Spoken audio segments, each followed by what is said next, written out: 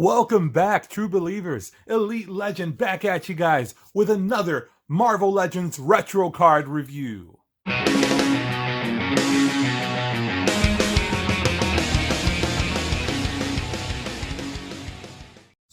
Today we're taking a look at the brand new X-Men retro line Rogue figure.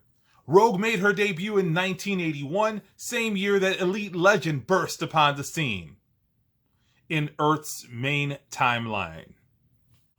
Now, before we break Rogue out of her plastic prison, there's a couple of things that you're going to need. First, you're going to need something to cut the box with. I'm going to use this X-Acto knife. You're also going to need something to collect the tears of mint-on-card collectors.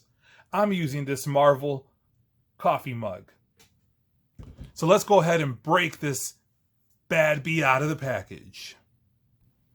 Now, if you turn this sumbitch on its side, you'll see there's a seam here. So you take your X-Acto knife and you carefully cut through the seam. There you go.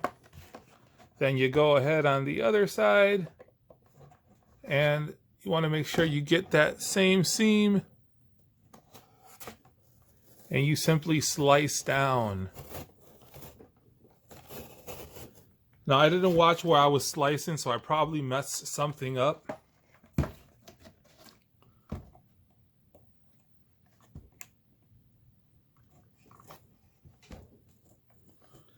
Do it on the front so I can have a nice portion there. And here we go. Let's see if it comes out clean. And it did not. The hell with it.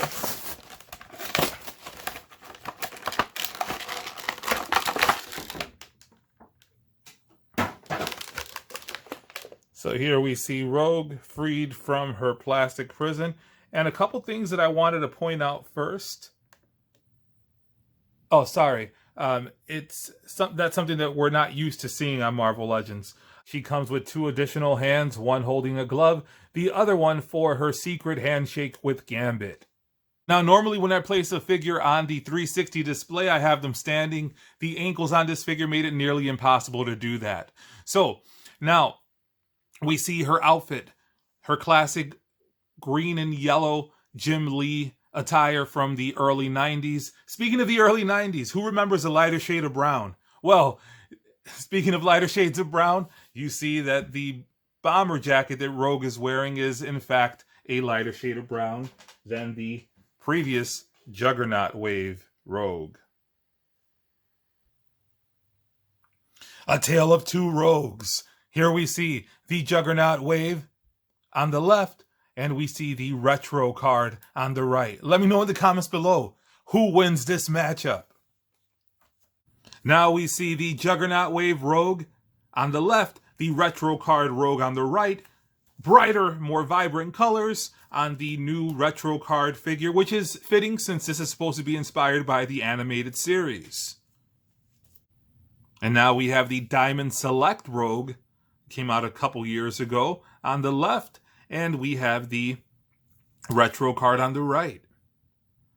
Really love the paint job on this Select figure. However, I don't like how slender she is. Rogue is very curvaceous, and I am glad they used the Moonstone body once again. Now, if you take a look at the back of the figures, you see incredible sculpting on the hair of the Diamond Select as well as on the jacket. However, there is a big difference here.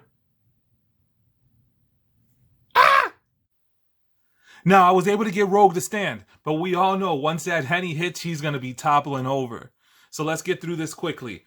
To the far left, we see the Diamond Select Rogue. Next to her, we see the Juggernaut Wave Rogue, the Retro Card Rogue, and to the far right, we see the accessory that Pyro came with in that recent 2-pack. Let's take a quick look at articulation. So the diaphragm on this one is very good.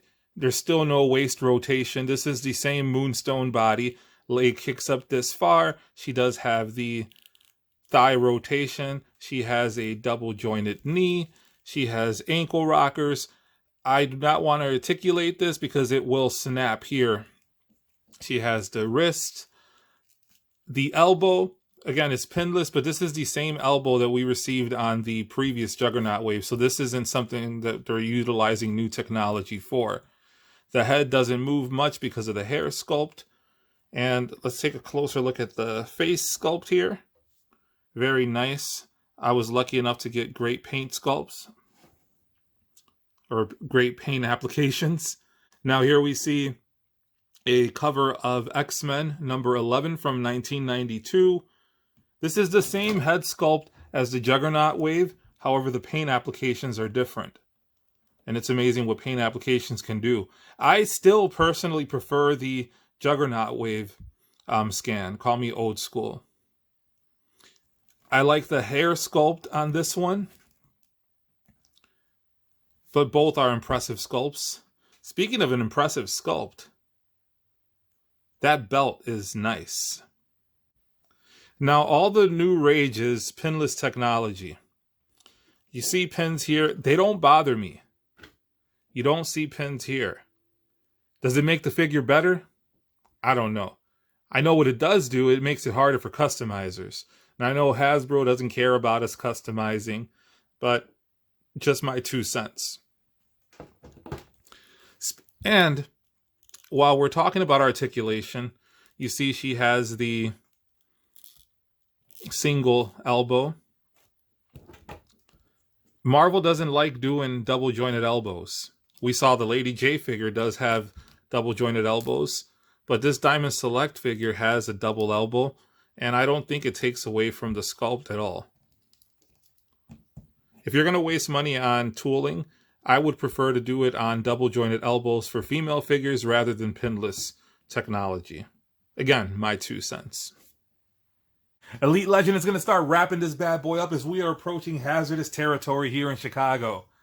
Speaking of hazardous territory, we see Rogue with the X-Men Blue Team ripped from the pages of issue number 13 of X-Men. Fan First Friday is coming up in a couple of days. Do you guys want to see a Hazard figure revealed in the X-Men retro line? We already have Rogue. We have Gambit. Let's get a Hazard. Who do you want to see revealed? Let me know in the comments below. If you haven't already done so, make sure you hit the subscribe button, hit the notification bell so you could be alerted to all of Elite Legends Marvel Legend reviews. And until next time, make mine Marvel.